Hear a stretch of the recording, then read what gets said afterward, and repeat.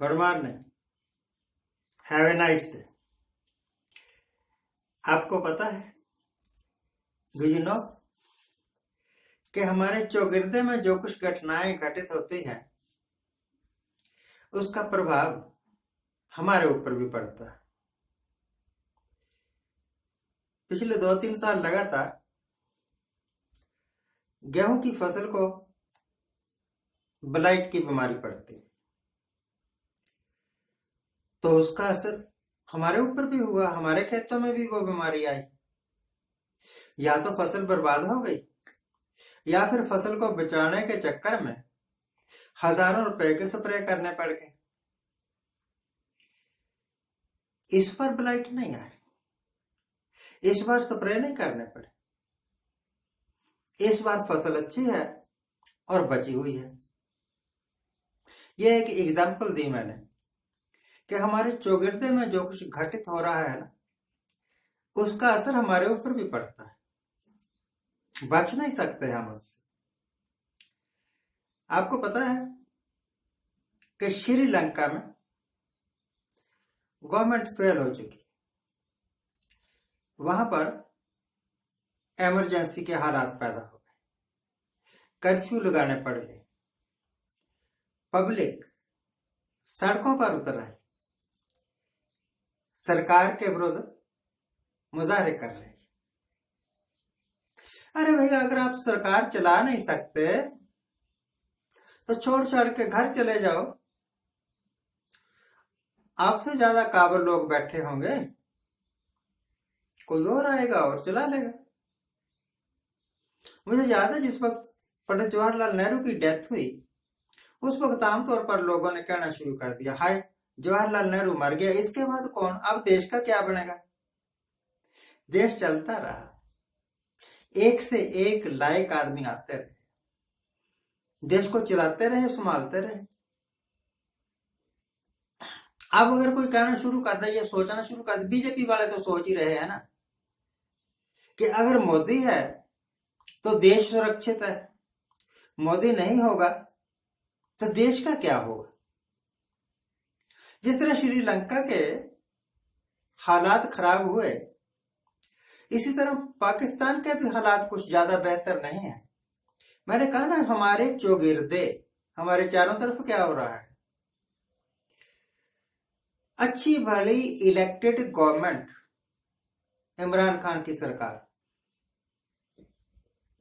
षड्यंत्र रचे गए, कॉन्स्पिरेसीज डेवलप की गई कि इस सरकार को गिरा दिया जाए।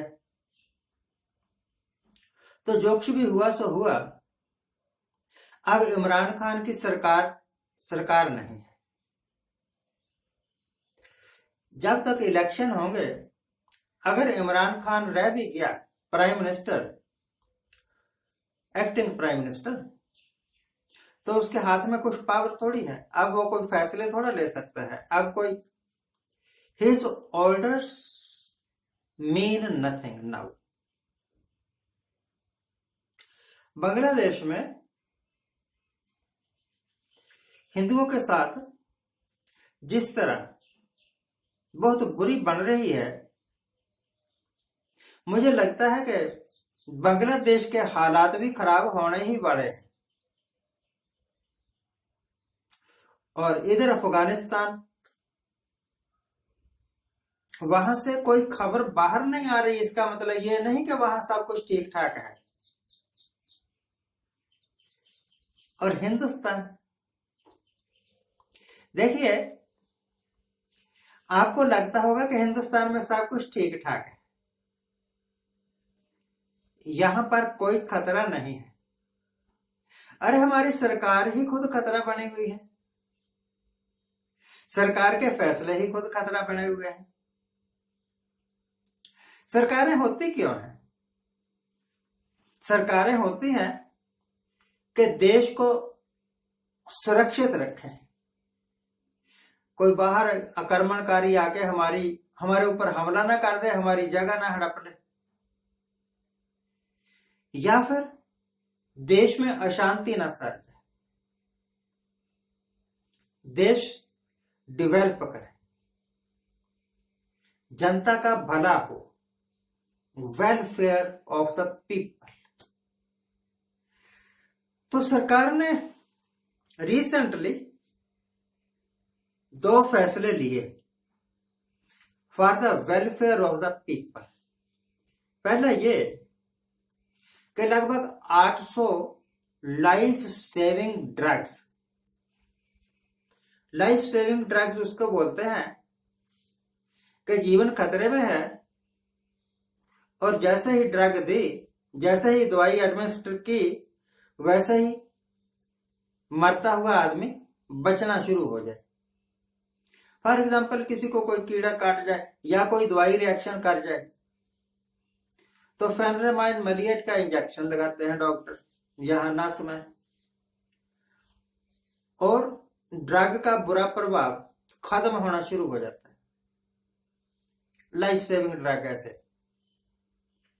किसी के पेट में बड़ी भयंकर दर्द है तो उसको डॉक्टर इंजेक्शन लगाते हैं, एंटीस्पास्मोडिक इंजेक्शन, और थोड़ी देर बाद उसको राहत मिलनी शुरू हो जाती है। ऐसी राहत देने वाली जीवन रक्षक दवाएं, जिनकी तादाद लगभग 800 है, सरकार की कृपा से अब महंगी हो गई। 10% से लेकर 30% इंक्रीज तक काफी पैसे बढ़े। यानी जो गोली का पत्ता 10 रुपए का आता था, अब 11, 12 या 13 रुपए का आ सकता है। बड़ी कृपा की सरकार ने। गरीबों का हक ही क्या है? कोई जीवन रक्षक दवाएं सस्ते भाव पर खरीद लें। इनकी मजाल कैसे हुई? बढ़ा दो कीमत। तो जब कीमत बढ़नी है तो उसका फायदा कारखानेदारों को होना है, पब्लिक को थोड़ा होना है। दूसरा धुरंधर फैसला सरकार ने यह किया कि जितने भी टोल टैक्सेस हैं थ्रू आउट इंडिया, उनको क्रॉस करते वक्त आपको 10 रुपए से लेकर 60 रुपए तक ज्यादा देने पड़ सकते हैं, डिपेंडिंग ऑन द व्हीकल।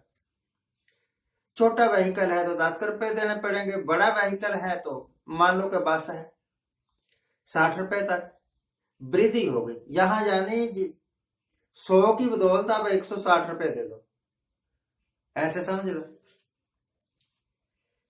तो ऐसी सरकार जो गरीबों की हितैषी है और पूरा जोर लगा रही है कि गरीबों के जेब में कोई पैसा ना रह जाए, उससे समझ लो कि देश और सरकार के हालात हिंदुस्तान में भी ठीक नहीं है। निर्मला सीतारमण ने कहा था कि मैं इसको एजुकेशनल हब बना दूंगी हिंदुस्तान को। अब आपने हकीकत देख ली, हिंदुस्तान के लोग यूक्रेन में जाके पढ़ रहे हैं। अगर ये एजुकेशनल हब थी तो वहां जाके धक्के क्यों खा रहे हैं तेरे देश के लोग, है ना?